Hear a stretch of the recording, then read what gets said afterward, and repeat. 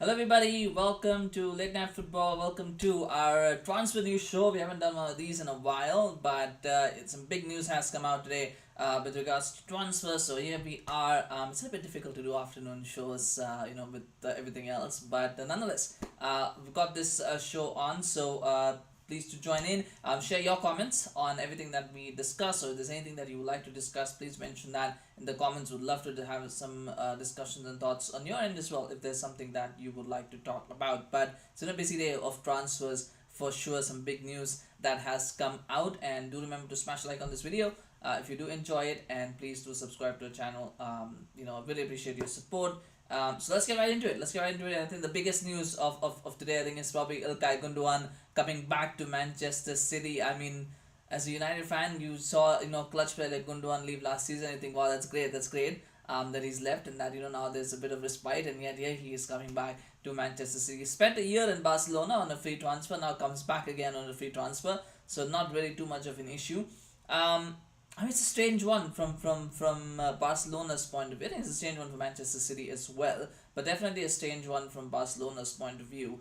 I can see why Manchester City want him back. I think I don't necessarily think that they wanted him to leave when he left last season. I think he just left because he was he had played for a long time in Manchester City. He had done England, he had done Germany. He probably felt like, let me go and try Spain as well. Let me play for Barcelona, see how that goes. But Barcelona at the moment are in a mess. I mean, that is just the reality of the situation. Barcelona. This is not a dig at Barcelona. This is not a dig at the fans. The fact is, Barcelona are in a mess right now. And with that, I think Gundogan probably didn't enjoy that this time too much. Apparently, there were reports that he didn't really want to leave Barcelona, but then the club kind of engineered the move behind the scenes, where they started putting pressure on him to leave, which is something that Barcelona do. They sign these players on these big contracts, and then they don't really want them, so they try to put pressure on them to take pay cuts or to leave. I think Gundogan just decided, you know what, I'm just going to go back to Manchester City. I don't want to hang around here. And I guess City were more than happy to have him. I think there's a lot of talk now about what happens with the City squad, and some are saying maybe McAtee is the one who might be, the one who might be affected. I think it might affect Matheus Nunes more. I think he's probably the player that's the odd one out at the moment, with Gundogan coming back in, because having watched both of them play in the Community Shield, I can't see how you sacrifice Nunes for McAtee. McAtee, I think, look much better. Not that McAtee is ready to start every game. I don't think he is. But if you're going to look at to invest in someone that game time, I think you'd rather invest in McAtee than Nunes. But the fact is that they did spend £60 million on Matheus Nunes. So maybe from that perspective, they might be thinking, well, is that sunk cost? If you don't give Matheus Nunes enough game time, I'm not sure. But but I think him coming back might mean, I mean, City keep big squads anyway, so it really doesn't matter. But him coming back might mean one midfielder out. That might be something that we might look at. And even otherwise, but he's a fantastic player to have. I don't know if he's going to be a starter. I don't think he can be a starter. I mean, what does it mean to be a starter for Manchester City anyway? They rotate the squad quite efficiently, quite well. Everybody generally gets quite a lot of game time. So, but I think he's a clutch player to have. Will he start the big important games? Maybe. Will he be an important clutch player for them? Definitely. Does that make Manchester City favourites now? Does that move them? Does that make them favourites for Champions League? Probably not. My money is still on Madrid at the moment. That could change if things go the way that they went last weekend. But that being said, I think Gundogan is a clutch player to have in a situation like this. It does move them that little bit closer to dethroning Real Madrid in the Champions League. The Premier League is what it is. I think Gundogan coming back means that now City have another clutch player to call upon when they need goals in tight situations. They have another player that they can call upon. City were already favourites for the Premier League. I don't think that changes with Gundogan coming. It just makes them even stronger favourites perhaps. But I don't see this as a game-changing signing for a league season. I do see this as somewhat of a game-changing signing for the cups, because now you have a player in those critical moments in cups. I think they have a player who they can count upon as well. So that does give them a bigger squad to work with as well. So from that perspective, I think it's a fantastic move for Manchester City, and they get him back for free. It's only a 1 year or 2 year deal at most. So even if he doesn't do as well as he did in his first run, they don't have to keep him for more than a year. They don't have to keep him more than 2 years. So he won't overstay his welcome as such. If he has a good season, he'll stay another season, and that will be that. If he has a bad season, he'll just be out. And even if he has his bad second season, it's just one season. So it's a low risk deal. For a player that obviously is very highly valued, has a great run at Manchester City. So you bring him back and you see if he can replicate that form. I think it's a fantastic deal from that perspective. City don't generally do dud deals. I mean, Nunez is an outlier, but usually do very fantastic deals. And I think this could be another one of those fantastic deals that they have done. It's a low risk deal, and I think that's the best thing from Barcelona's point of view. And I think that's the critical piece here that we got to talk about as well. Barcelona. On the face of it, a lot of people saying, well, what are Barcelona thinking? Why are they getting rid of Gundogan? Why are they doing this? Well, number one, Barcelona in a mess. I think we've got to start from that perspective, saying Barcelona in a mess right now. They're in a real mess right now. The big issue for them is that they need to sign. They paid so much money for Dani Olmo, and they need to register him. And the problem is, I mean, Gundogan probably was one of their sellable assets, but he went on a free transfer. Vitor Roque was another one that they wanted to sell, but he's gone on a loan deal. They've got his wages off, but he's going on loan. The thing is, to sign Dani Olmo, they need to get wages off of the books. They need to do that. They need to get the salaries out, and obviously maybe even try to get a bit of transfer fee if they can from somewhere, but they're not able to get that at the moment. There's a youth player, I think Mikhail, who's now likely to also leave because of that, because they need to make space. They'll probably have to give him away as well. So at the moment, Barcelona are messing. They're trying to find money wherever they can to get Dani Olmo into the side. And so I think Gundogan became a casualty of that. What I think might have swayed the decision as well, and I don't know if this is right or wrong, but what might have swayed the decision is how well Casado and Bernal played against Valencia. I thought they were fantastic, by the way. Both of them looked really good. And when you've got Casado, you've got Bernal, you've got Fermin Lopez, who can kind of play in sort of one of those three midfield roles as well. He can play there as well. Not as one of the two holding midfielders, but he could play as a number 10 if they wanted him to. So then that gives you another midfield option. They've got Pedri, they've got Gavi, so they've got five midfielders as such. I mean, you always want quality, but at the same time, if you've already got quantity of five, maybe they feel, you know what, we don't really need Gundogan. Gundogan can be expensed because we've already got five midfielders who have to a different degree shown that they are good enough. They are inexperienced, and that might cost Barcelona at some critical stage. But then again, they've probably thought, Flick has probably thought, look, I've got five midfielders. They're very good. They're good for what I want them to do. I'm just going to invest my time in them. I'm going to try and develop them rather than keeping Gundogan for a season. Because Gundogan at most, you keep him for a year, 2 years maybe. But Flick is already thinking, this year, if the Barcelona board are thinking, right, this year we don't win La Liga, that is okay. But Flick might be thinking, okay, I'm not expected to win La Liga this season, so what is the point of keeping Gundogan here for just one more year? I can let him go. I'll work on developing, Bernal and Casado and maybe even Fermin, and maybe there are other players that are coming through. You don't know with Barcelona's production ranks. There might be another midfielder that I'm missing as well who might be coming through. So I've got all these players that are coming through. I don't need to keep Gundogan. And so that might be the thinking. And keep in mind, Pedri and Gavi are young as well. Now it's a bit of a risk because Gavi is injured till the end of the year, so they will have to manage that. But maybe they're thinking that what they have at the moment is good, or maybe they're thinking, maybe we can get another midfield. If you need to get another midfielder, like they got Romeo last season, and they might be thinking, right, maybe they might be, Edwin Rabiot is available on a free transfer. They might be thinking about that deal because they won't have to pay a transfer fee. If that works, I'm not sure if that will. I'm just spitballing here. I don't have inside information, so I'm not trying to say that club is definitely going to sign somebody. But what I think might be the case is maybe they're thinking, right, we've got these five midfielders. Maybe we can sign another midfielder on free transfer, somebody who's cheaper, who can be a good squad player, and then we've got our quota and we don't need to worry so much. And Gundogan, because he's on high wages, we can let him go and move forward from there. So maybe that's the thinking. That is the thinking. And if that is the thinking, I do applaud it to a certain extent, because to me, and I've said this so many times, that Barcelona don't need to spend crazy money on players. They've got such a good factory line of young players. Just develop them. In 2-3 years time, you will have built a really, really good side. You just need to, of course, that doesn't mean that you can rely solely on youth players, but what that means is they don't need to spend 70-80, you don't need to spend 70-80 million pounds on players when you have got a talented factory line where you can bring in one or two players, and you can avoid, and you can maybe spend a bit lesser on some on a player that is probably not a star, but somebody who will do a really good job for the team, and you can develop them while at the same time you've got this production line of players who can supplement the squad. The trouble happens when clubs start spending 50, 60, 70, 80 million pounds that they cannot afford on squad players. And I think for a long time Barcelona were doing that. They were spending big money on players that were probably squad players at best, and that hoping that these guys would eventually become big players, but they never did. And then you're left with these high wages and things like that. So there's always that issue. But I think Barcelona I'm hoping that they have now learned their lesson and they've realized that La Masia is producing some really good talent, and so let's invest in that, let's focus on that. and not worry about these other things. I mean, that being said, I mean, they were trying to sign Nico Williams. I mean, I don't see the point. I didn't see the point of trying to sign Nico Williams when you've got, if you can get rid of players and you sign Nico Williams. We're trying to sign Nico Williams just because he had a good Euros made no sense to me. There's talk of maybe getting, they tried to get Rafael Leao, again a very good player, but did they really need them at this point? Probably not. Marcus Rashford is another one that is being linked. As a United fan, I would be very happy Barcelona went and got Marcus Rashford, but they don't need him.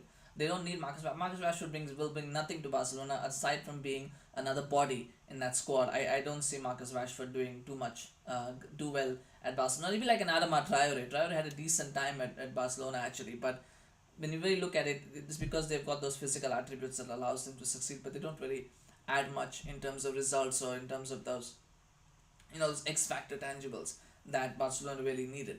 And I think the same will happen with Marcus Rashford. But nonetheless, we'll see what Barcelona do from now till the end of the transfer window. Then their first priority now will be to get Dani Olmo registered. But getting rid of Gundogan, I think it's a deal that suits all parties. At the end of the day, I think it's a deal that suits all parties. City get an experienced midfielder back that they never really wanted to let go in the first place. He comes back, and hopefully, he'll continue to do well for Manchester City. Gundogan gets out of the West as Barcelona. I don't think he wanted to be there anymore anyway, and so he gets out of there and he comes back to a place where he's really valued and will feel very, very nice about himself. And Barcelona get an expensive player who's on expensive wages off of their books. In the hope that they can eventually sign Dani Olmo. So it's a win-win-win for all three clubs, which is again very rare that those kind of deals happen, but it's happened here, so that's fantastic for all three parties. Moving on to another big story, and for some reason this team always seems to have big stories. They just signed Joao Felix yesterday, which was fantastic for them, by the way. Whatever the mechanics of what is happening at Chelsea and whether Felix was needed or not, I think that's a separate discussion of whether he was necessary or not. But I think it's a fantastic signing for the price that they have paid for him, which I think is Conor Gallagher plus £6 million, what has been said. It's a fantastic deal. From a price point of view, it's a fantastic deal. I think they've got a good player. I don't think Felix is a very good player. I don't think he's a great player. I think even with Barcelona, a lot of hype. He did quite well last season, but again, his quite well is not necessarily the quite well that we probably hoped at one point in time. Maybe the Premier League will be different for him, but certainly it's a good deal for a player who's quite highly rated still. Had a good time at Chelsea before. Very young still, and he can probably still develop a little bit more. From that perspective, I think it's a good signing for Felix, and he does improve the team. He does improve the team from what they were to what they could become. He does improve the team quite a lot. So definitely a lot of good there from that point of view. And that's positive from Joao Felix. But now we're getting back into the negative, which is they might want to sell Raheem Sterling. Not that they might want to. They've told Raheem Sterling and Ben Chilwell that they're out of the squad. For me, Raheem Sterling is a no-brainer. I've never really rated Sterling, to be honest. I've never really rated him. I think he's a decent player. He's one of those decent English players that because he plays with mediocre talent around him in the England squad, he looks like he's a world-class player. He never really was. Manchester City showed him his true level, really, quite frankly. So he's a decent player. Never really rated him, but he's a decent player. And I was very surprised that Chelsea signed him for the money that they signed him for, but it hasn't worked out for him at Chelsea. I don't think too many Chelsea fans will be sad to see him go. Now, whether he's better than what Chelsea already have, that's another debate, right? That's another debate. I'm not sold on Pedro Neto yet. I think he's still very injury prone, but he might turn out to be better than Sterling. Mudryk always blows hot and cold. Palmer obviously is better than Sterling, but they don't play in the same positions anyway. But you look and Madueke is a here or there kind of situation. So whether he's better than what Chelsea have got already or worse, that's another question. But I don't think he's someone that you would lose sleepless nights over letting go, depending on who you replace him with, if he needs replacing. But I think Sterling going is not a surprise for me at all. The only question is, are they going to look to replace him? If they're not looking to replace him, it's a fantastic move. If they're letting Sterling go with the idea that we're going to replace him, then I think there is another conversation, another question to be asked. But the other part of the equation, of course, is who's actually going to buy Sterling. Like who would buy him? Apparently there isn't. I'm sure there'll be interest in him. I'm definitely sure that England, there'll be lots of English clubs that will be looking at him. There'll be lots of clubs in Europe that will be looking at him. He's got a very good skill set. That's for sure. The question, of course, arises: will Chelsea be able to get a transfer fee for him, or will they let him go on loan? And how much of his wages will they have to pay? Whether he's on loan or whether he's sold, will they have to pay off his wages? So those are the questions I think that Chelsea will have to answer. Apparently Sterling has said he's not going to be forced into a move he doesn't want to do, so what that tells me is that Sterling is very much happy to stay at Chelsea and collect his wages and not worry. He's going to stay and collect his salary unless he gets a deal that he's like, oh, you know what? This is a club where I want to go. Apparently, he said he's open to taking a pay cut. I think that's all agent talk. They say that they're not all about the money. How many players actually take pay cuts? To go to mid-table clubs, right? I mean, it's one thing. Joao Felix wanted to go to Barcelona. He took a major pay cut because he really wanted to play for Barcelona. I get that. And if a club like say Barcelona or Real Madrid come in for Sterling and say we want to, but you need to take a pay cut, I'm sure Sterling would do that because you don't get the opportunity to play for that every time.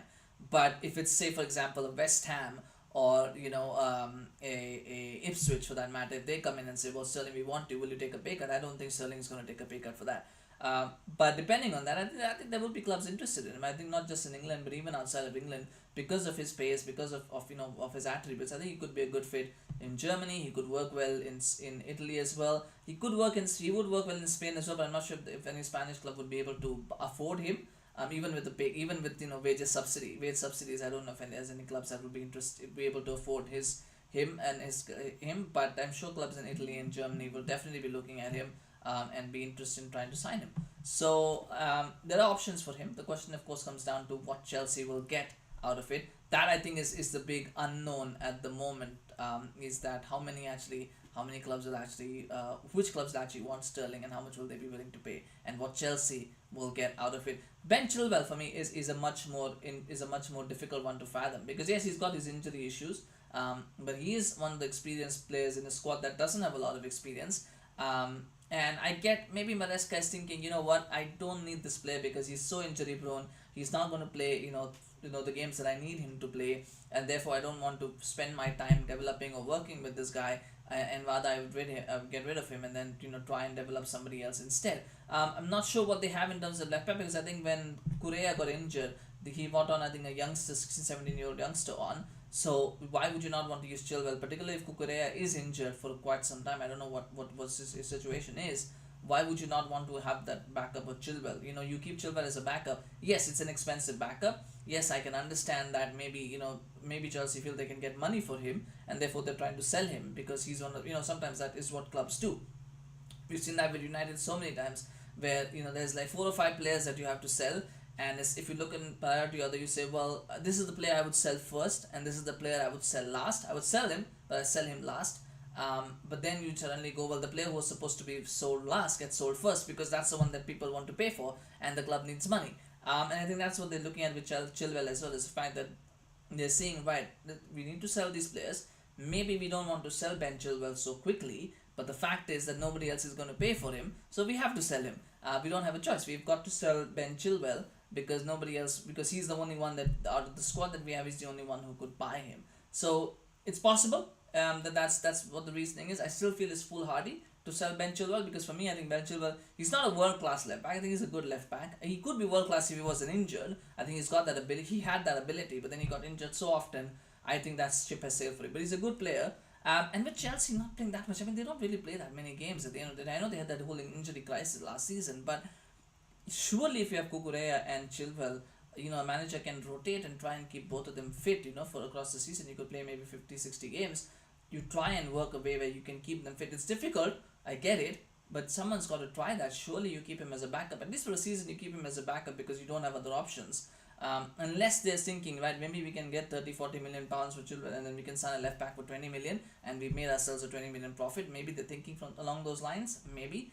But I would still say you keep Chilwell. I would still say that for the position that Chelsea are in, with all the injuries that they have, with all the inexperience in that squad, you probably keep Chilwell. But it's a strange one.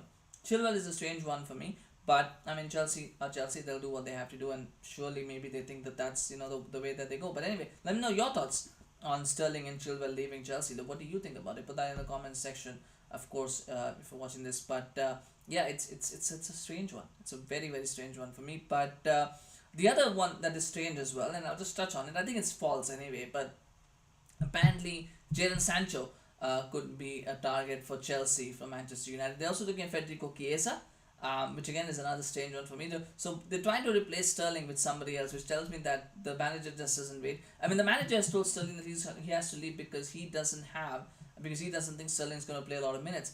If he thinks that one of his wingers is not going to get a lot of minutes, then why the hell are you trying to sign another player? Chilwell apparently doesn't fit the style of play that he wants to play.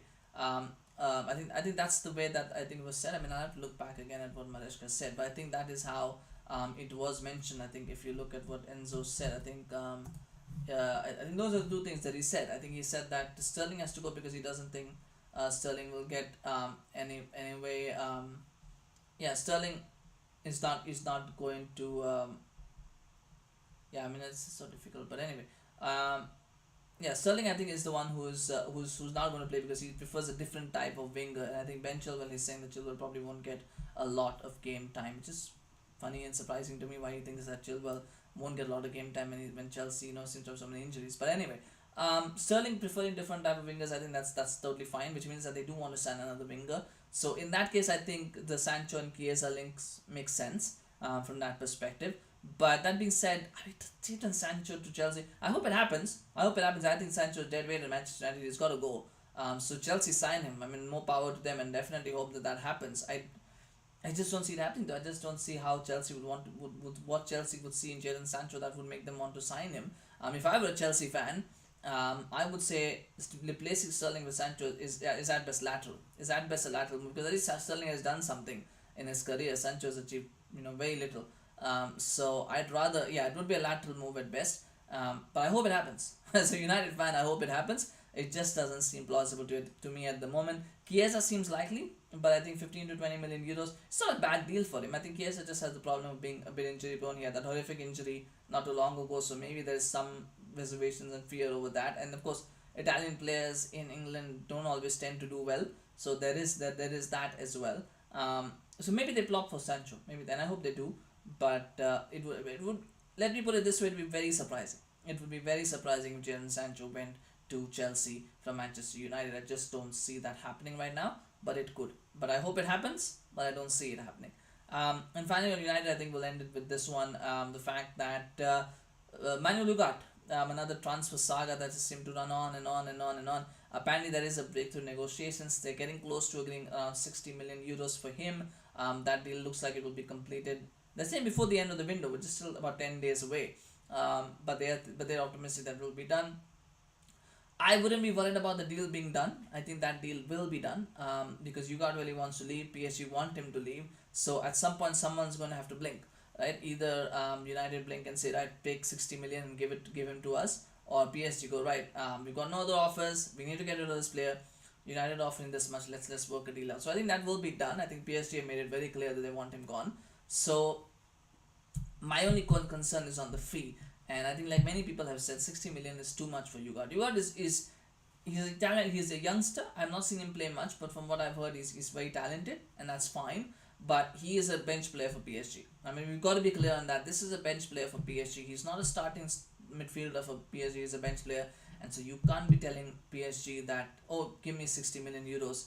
PSG can't be saying, give me 60 million euros for a bench player of mine. They may want that, and they're well within their rights to ask for that. But you can't pay that. United cannot pay 60 million euros. So I hope that if it's 60 million including add-ons, I think that's still very high. But I think you can work with that. I think the base fee should be probably around 50 million euros. I think 50 million euros, which is about 42 million pounds. I think that's still quite high, but it's a fair reflection. And then maybe you put in some add-ons that hopefully are difficult to achieve and not like he plays 100 games, so give him 5 million, not something like that. But I hope they're difficult add-ons that take it to 60 million, like he wins the Premier League title, or he wins, or he scored a certain number of goals or whatever, those kind of things, those kind of tangible things where then you've got a difficult set of things to achieve. And I think then if you do 50 plus 10, 60, I think that makes sense. It might be a loan with obligation, but it's pretty much a straight transfer anyway. Or loan with an obligation to buy, but an obligation only if United make the Champions League or something like that. Would be fine as well. So United have got to be smart about this deal. My point is United have got to be smart about this deal because this is one that is a pitfall, what is sometimes called as a pitfall deal, where PSG are desperately trying to offload a bench player of theirs.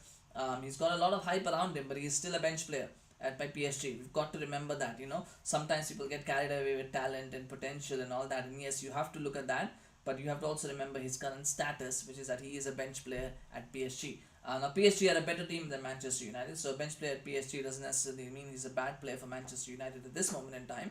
There was a time when United wouldn't consider him, but things are what they are right now.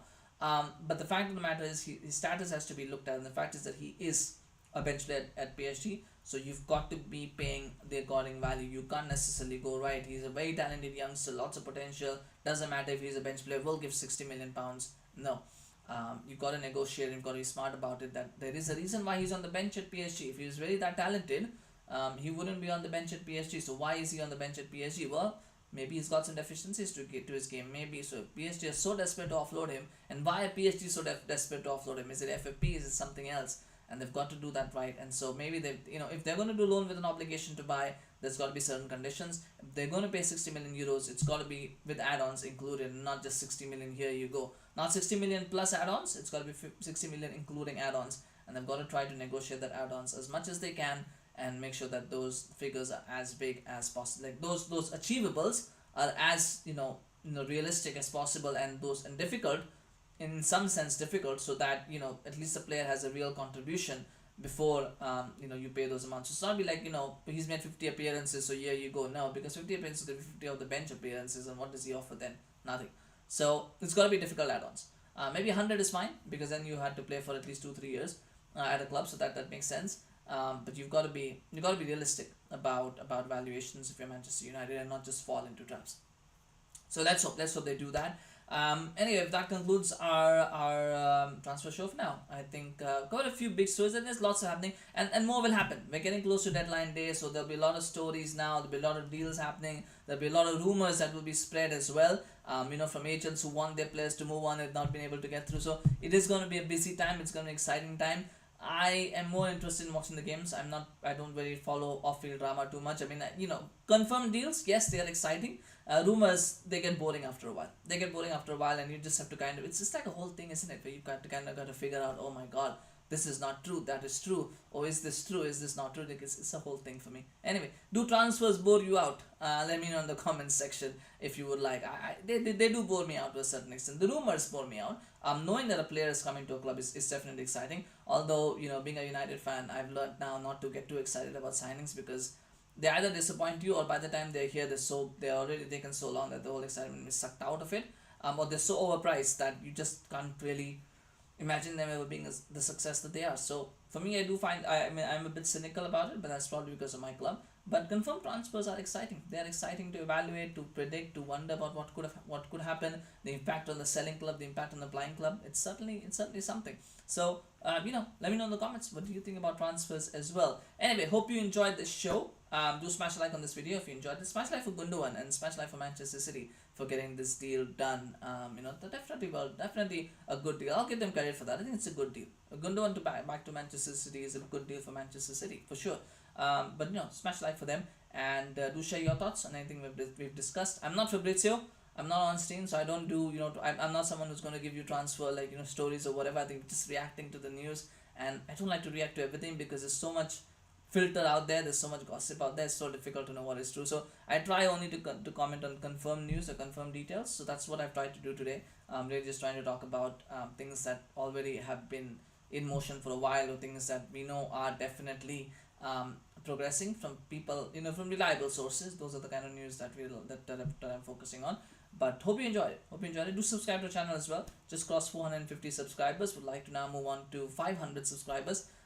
So please do subscribe. It will be very, very helpful if you enjoyed the show. And share your thoughts, share your comments as well. Let me know what you thought. Anyway, thank you so much for watching. Really appreciated it.